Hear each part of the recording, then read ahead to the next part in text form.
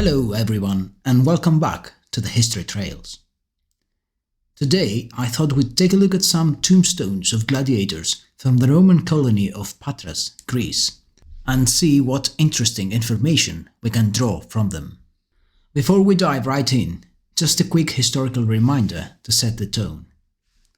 The Roman colony of Patras was founded in 14 BC by the Emperor Augustus as Colonia Augusta Achaica Patrensis.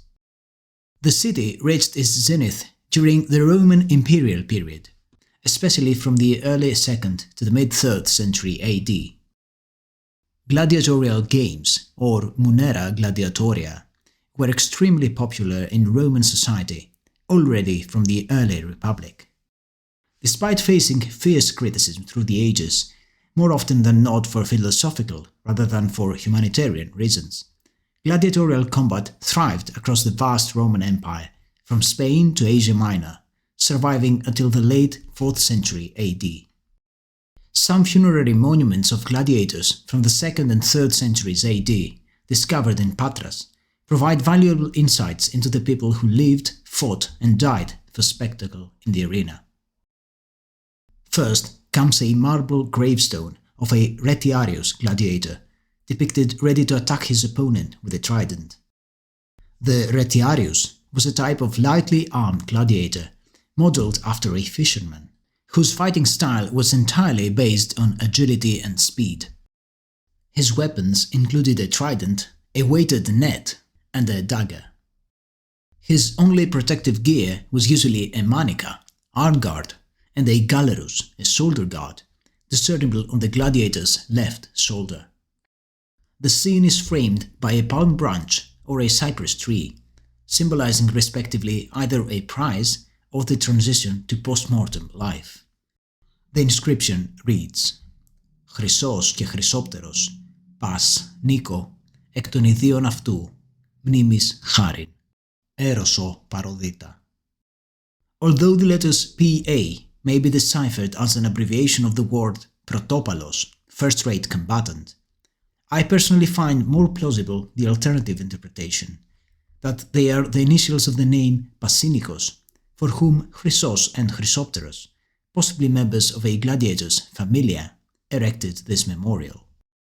Translated, the inscription says, Chrysos and Chrysopteros erected this for Passinikos, at their own expenses, in his memory.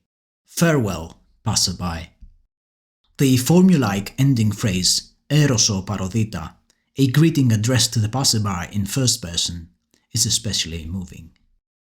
The gravestone, along with two others, is thought to have been part of a mass grave, or polyandrion, of 4 gladiators. Similar common graves of gladiatorial collegia, or familiae, have been excavated in Ephesus and other Asia Minor sites, suggesting that the colleges may have been attempting to secure burial sites for their members, due to possible reactions on behalf of the local communities towards the ill social reputation, or infamia, of the gladiators.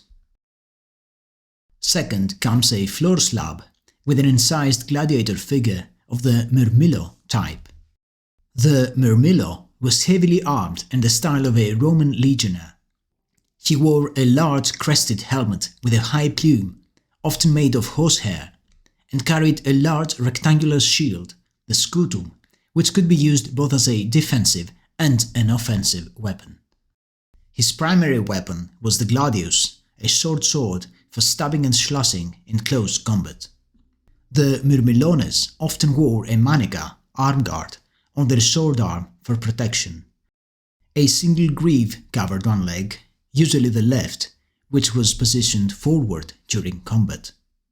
The murmillo was often paired against more lightly armoured gladiators, such as the retiarius, for visual and tactical contrast. The slow, deliberate movements and imposing stature of the myrmilones contrasted with the lighter, quicker opponents, since they relied on strength, endurance and calculated movements in sword and shield use. The myrmilones' resemblance to Roman soldiers often evoked patriotic feelings to the Roman spectators, making them a crowd favourite. Coming back to the gravestone, the engraved wreaths allude to the deceased's number of victories, drawing from the tradition of athletic victories being symbolized by laurel wreaths. In Greek territory, gladiators emphasized their resemblance to athletes of the ancient world, in an attempt to be equated with them, often being heroized in their funerary epigrams. This connection between the arena and the heroic realm is evident on tombstones mainly of the eastern provinces of the Roman Empire, whereas those of the western ones are not so emotionally charged. Next comes a fragmentary gravestone of another murmillo gladiator. A palm branch next to the figure suggests his award, and 5 engraved wreaths commemorate his respective number of victories. The epigram urges the wayfarer not to overlook the grave. Μη με παρατροχάσας παρέλθεις, do not walk by overlooking me. Despite his premature death, the deceased declares that he has accomplished his duty to fight and die in glory, obviously in the arena. Such monuments serve as a reminder that gladiatorial combat was a violent, atrocious spectacle, a confrontation of dexterity in martial arts, resilience, and endurance to the death. This gory survival competition entertained the Romans, yet the competitors themselves were also motivated by the desire for freedom. After all, gladiators originated from inferior social strata, being slaves, convicts, prisoners of war, who nevertheless earned the admiration and enthusiastic applause of the spectators while fighting in the arena. A fair number of victories would warrant their liberty, although with limited civilian rights and still marginal as citizens. Sometimes both combatants perished in the arena, whereas occasionally the victor would spare the life of his opponent. Other fighters breathed their last the very moment they were proclaimed champions. Another gravestone, found incomplete, depicts a retiarius gladiator, as suggested by the visible part of a trident. The inscription Physson de Chryskis informs us that the memorial was erected by Chryskis in honor of Physson. The last gravestone we'll be looking at, bearing images of weapons rather than a figurative representation, belonged to a scissor gladiator named Kallinikos. Typical of the scissor gladiator was a special gear serving both as defensive armor and an assault weapon. The steel cylinder seething the combatant's forearm ended in a crescent blade. Inside the cylinder, a grip helped the gladiator control his moves. A simple helmet or headgear, possibly similar to that of a secutor gladiator, protected the face and head. The scissor often fought against lightly armored gladiators, such as the retiarius, or in exotic pairings designed to thrill the audience. The scissor's unusual weaponry and aggressive tactics made him a symbol of innovation and spectacle in the arena, associated with dramatic, high-stakes duels.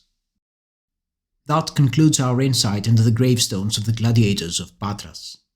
Their sepulchral markers attest to the significance of their legacy, by means of verses and representations which glorify the vigor and the combative prowess of the deceased.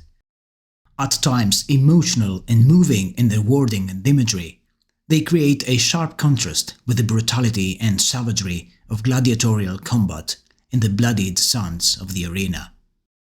Thank you for watching. If you enjoyed today's video and want to see more similar content, please consider subscribing, sharing, or leaving your thoughts in the comments below. Your support is much appreciated, as always. See you next time on the Trails of History.